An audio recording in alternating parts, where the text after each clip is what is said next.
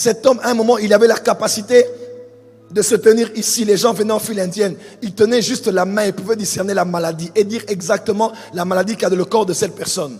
Prier et la personne est guérie à l'instant même. Cet homme est allé missionnaire en Afrique du Sud. Il a travaillé là-bas. Il y a eu une grande pandémie, une épidémie, au point où on ne pouvait pas toucher les personnes touchées par ce virus. Donc, certains guérissaient. On a posé la question, comment tu peux être guéri alors que tu n'as pas de combinaison? Cet homme a sorti Romains chapitre 8 et il a dit, la loi de l'esprit de vie en Jésus.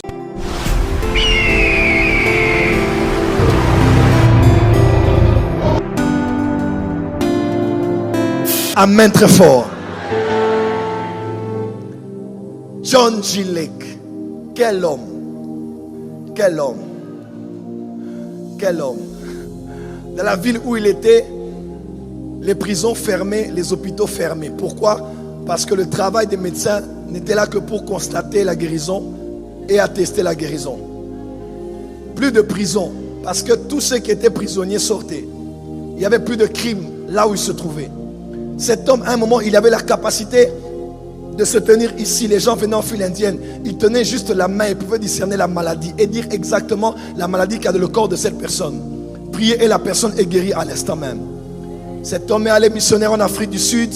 Il a travaillé là-bas. Il y a eu une grande pandémie, une épidémie, au point où on ne pouvait pas toucher les personnes touchées par ce virus. Il fallait une combinaison pour toucher les malades, les infectés ou toucher les morts pour les déplacer. Jusqu'au moment où cet homme est venu sans combinaison. Il est arrivé là, il tenait, il déplaçait les gens, certains guérissaient. On a posé la question, comment tu peux être guéri alors que tu n'as pas de combinaison? Cet homme a sorti Romains chapitre 8 et il a dit, la loi de l'esprit de vie en Jésus m'a affranchi de la loi du péché et de la mort. Ah, tu n'as pas compris. Lorsque je prends ce linge et que je le jette, il doit tomber. Pourquoi? Parce que j'ai soumis ce linge en plein vol à une loi qu'on appelle la loi de la gravité. Quand on parle de la pesanteur, ce linge est entré dans une loi. Automatiquement, il doit être attiré vers le bas. Et cet homme disait, moi, John G. Lake, je vis et l'atmosphère autour de moi a une loi. Toute forme de maladie qui peut entrer dans mon atmosphère finira par tomber. Pourquoi?